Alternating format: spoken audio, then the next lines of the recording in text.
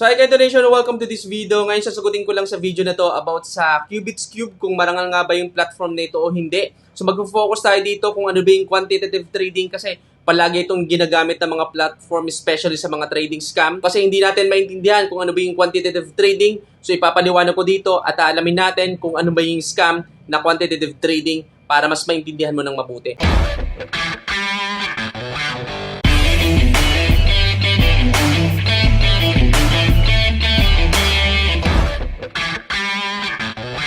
So ano nga ba yung Qubits Cube? Ang Qubits Cube po ay isang online platform na nag-o-offer ng cryptocurrency trading at investment opportunity sa pamamagitan ng advanced quantitative trading strategy. Ibig sabihin, gumagamit sila ng AI at algorithm para matulungan ng mga user na ma-maximize ang kita nila sa trading na hindi na gumagawa ng manual trading. Ang tanong, ito ba nga platform na ito ay marangal na pagkakitaan o marangal na trading? O totoo ba na nagtitrade ang Qubits Cube o isa lang itong kalokohan? So pag-uusapan agad natin yung maganda at hindi magandang bagay sa platform na ito. So hindi ko natatalakayin kung paano ka ba ikita dito, kung ano yung nilalaman ng Qubits Cube, dahil pag-uusapan na rin natin yan mamaya-maya lang. Kung pag-uusapan natin ang magandang bagay, wala pa ako nakikitang magandang bagay dito maliban sa pwede kang kumita ng pera sa ngayon. Pero maliban doon, wala na kapatid. Okay, bakit? Pag-usapan naman natin yung mga nakita kong red flag dito sa platform na ito para matukoy natin kung itong platform ba na ito, itong Qubits Cube, ay totoong trading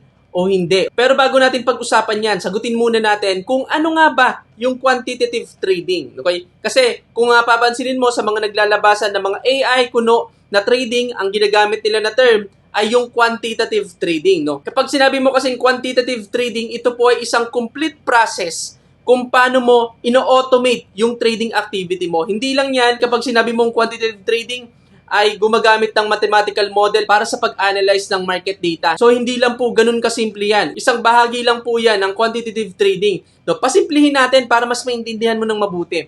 Kapag sinabi mong quantitative trading, sabi ko nga, proseso po yan. Ano yung complete process na yan? Example, gumawa ako ng trading indicator sa pamamagitan ng mathematical data at technical indicator katulad ng EMA o high and lows. Example ko dito, itong trading indicator ko. Ang pagkakaiba lang nitong custom trading indicator ay hindi gumagamit ng AI, pero gumagamit ito ng mathematical model at technical indicator para makapag-create o para makapag-generate ng buy and sell signal. Pwede ka rin gumamit ng ibang platform para makapag-create ng AI model na isusulat mo naman sa Python para makapag-store ng data o para makapag-collect ng data using quantitative analysis. Pero hindi ka na gagamit ang TradingView dito. Kasi ang TradingView ay fine script lang po yan. Kumbaga, basic lang yan sa pag-generate ng signal. Hindi katulad sa quantitative analysis na gumagamit ng Python, ng R, ng MATLAB at ng Excel. Para magawa natin yung complete process ng quantitative trading,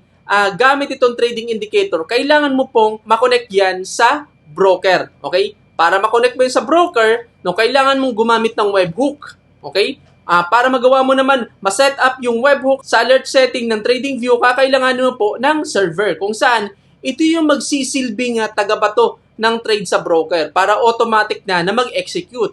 Para magawa mo yon, pwede ka mag-create ng custom server sa pamamagitan ng Python. Pwede mong gamitin dito yung Amazon sa pag-code ng Python. O pwede ka rin naman gumamit ng ibang existing automation services para makapag-create ka ng webhook. Ngayon, para makonect mo yung server at broker, kakailanganin mo po dyan ng API key. Ibig sabihin, papayagan ng broker na magbato ng generate na signal si server para makapag-trade po yung dalawa. Ibig sabihin, kapag sinabi mong quantitative trading, kasama po dyan yung entire process using quantitative analysis at automation. Pero hindi po gagana yung quantitative trading kung walang broker o hindi nakakonect sa broker o hindi nakakonect sa market. So, bakit natin pinag-uusapan ito? Dahil po ang Qubits Cube ay nagpo-promote ng quantitative trading. Okay?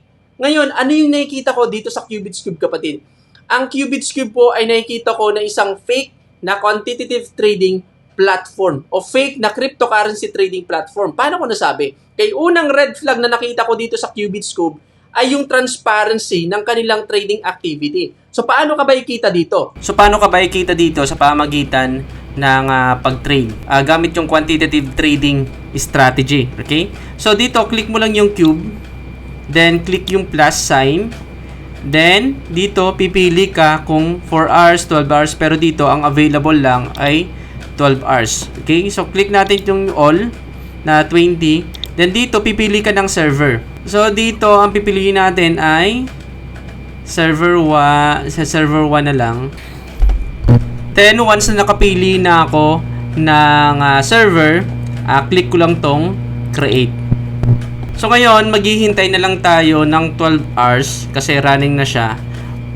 After ng 12 hours, dun tayo kikita kapatid. Malalaman natin kung magkano yung kikitain natin. So, pagkatapos ng 12 hours kapatid, makikita mo yung profit mo dito sa order log. Okay, dito, so ginawa natin ay kumita na tayo ng 0.1943 na profit. So, makikita mo rin dito yung history. Okay, ayan. Andyan yung history kapatid.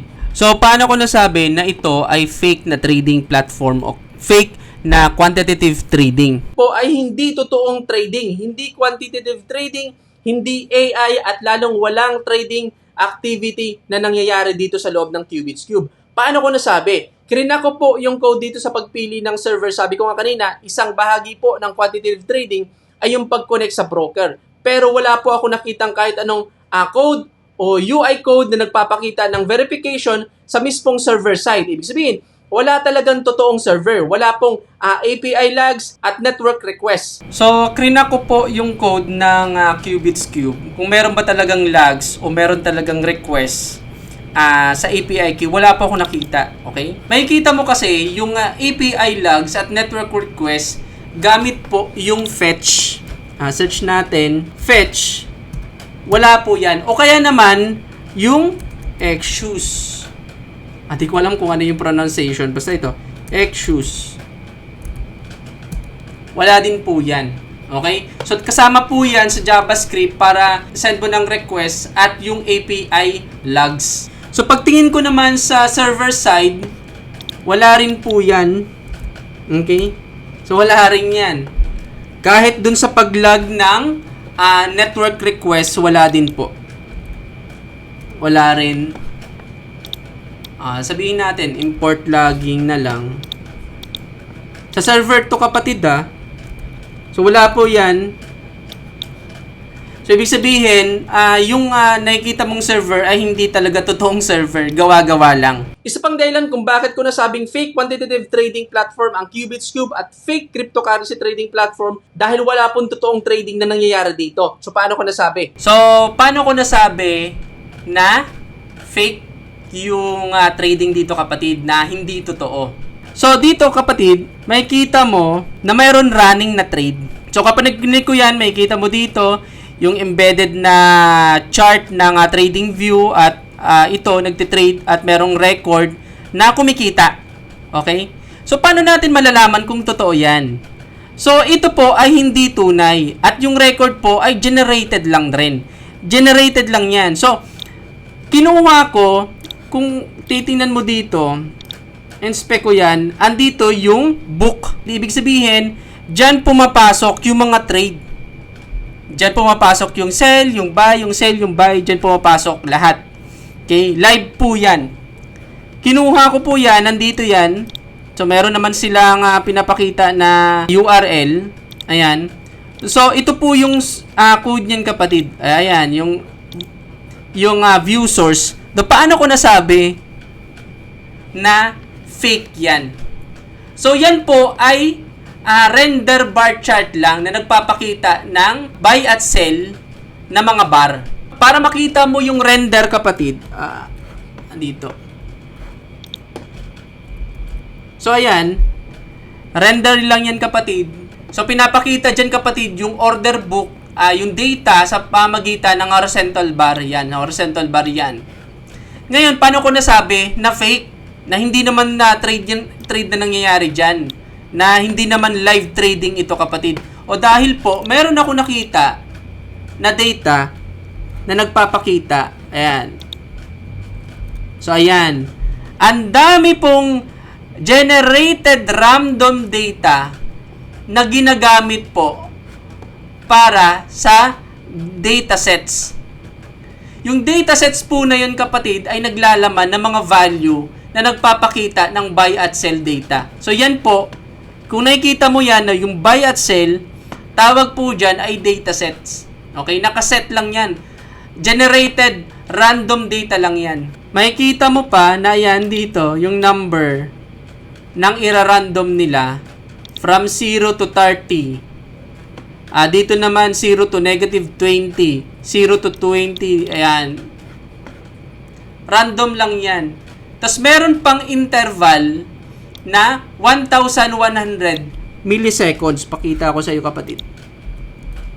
So ayan, may 1,100 na milliseconds na interval para dito.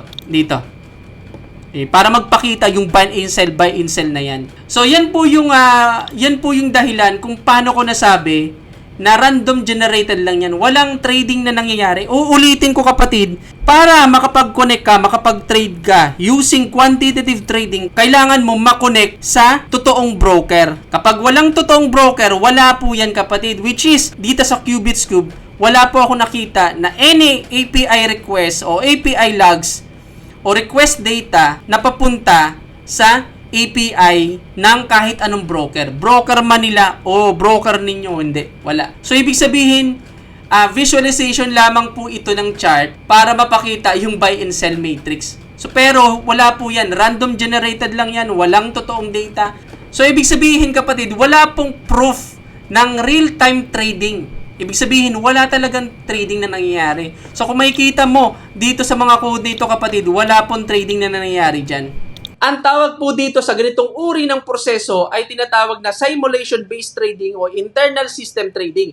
Ibig sabihin ng simulation-based trading, ito po ay isang sistema na nagsasagawa ng simulated trades gamit ang internal na platform o server na hindi talaga connected sa tunay na exchanges. Dahil dito nakikita ko na ang Qubits Cube ay isang Ponzi scheme. Paano ko nasabi? Unang-una, fake trading po ang ginagawa nila. Pangalawa, guaranteed ang kita ng mga user. Kung matalo ka man sa gawa-gawa nilang trading kuno, ibabalik nila yung pera mo. Kaya tinatawag na guaranteed dito kapatid, walang talo. Pangatlo, focus sa recruitment. Paano ko nasabi? Sa mga legit na trading, yung referral program ay galing po sa trading fee. Hindi sa trading, hindi sa profit ng trading. Yung 30% na commission sa profit ng referral mo ay masyado pong mataas yan at hindi po dapat sa profit kinukuha yung commission. Kapag ang commission ng referral program ay kinuha sa profit ng bawat trade o sa total na pera ng mga user na nilagay sa platform, sign po yan ng isang Ponzi scheme. Tawag dyan Ponzi scheme. Hindi po marangal na referral program yan sa trading. Isa pang sign ng indirect commission o the more nakakapag-invite ka ng tao, the more kikita ka ng pera. Sign po yan ng pyramid scheme. Isang parte yan para matulungan ng isang Ponzi scheme na tumagal. So, kailangan mag-invite ka ng mag-invite ng tao na mag-i-invest sa platform nito para tumagal yung company na babayaran ng ang mga naunang nag-invest. So, kung walang pumapasok dito na mga bagong investor o walang naglalagay na pera dito sa loob ng platform nito, possible po na mag-collapse yan dahil sa hindi marangal na referral program at wala pong trading activity na nangyayari dito. Hindi lang yan, dahil kikita ka rin ng Cube Token once na makapag-refer ka ng tao na mag-i-invest din dito sa loob ng platform nito. Saan mo naman gagamitin yung Cube Token? Gagamitin mo po yan sa pag-upgrade ng server o sa trading strategy enhancement kung saan mas mabilis yung pag-execute ng trade at mas mabilis ka nang kikita ng pera. Ang sistema po ng referral program ng Qubits Cube ay pyramid. Nakasama po yan sa proseso ng pagbuhay ng isang Ponzi scheme na platform. Maliban dito, marami po ako nakitang mga red flag dito sa Qubits Cube katulad ng payment method. Ang payment method nila na Maya at GCash ay may mga nakita akong sign na isang phishing script. Hindi lang yan dahil isa rin ang red flag yung mining Qubits Cube dahil base sa pag-analyze ko ng script, wala pong mining na nangyayari dito. Wala po ako nakitang web-based mining script. Ang nakikita mo lang na mga hash generated dito sa loob ng Qubits Cube ay mga visualization o sa emulation para makita mo na kunwari nagmimina yung Qubits Cube pero ang totoo wala pong mining na nangyayari dyan. Ang purpose lang po nito ay ang pagbigay ng illusion para masabi na legit ang pagmimina ng crypto dito sa loob ng Qubits Cube. Uulitin ko, wala pong trading dito. Ito po ay isang fake na quantitative trading platform o fake na cryptocurrency trading platform at fake mining activity. Hindi po sila connected sa kahit anong broker at hindi rin po sila connected sa kahit anong market para makapag-trade gamit ang quantitative trading. So, ang review natin dito, ang Qubits Cube po ay gumagawa ng Ponzi scheme activity. Base lang po yan sa pag-analyze ko ng script ng kanilang website at base na rin sa kung paano nag-work yung totoong trading activity, quantitative trading. Ngayon, base sa tinalakay natin, ano yung masasabi mo sa platform na ito? Masasabi mo ba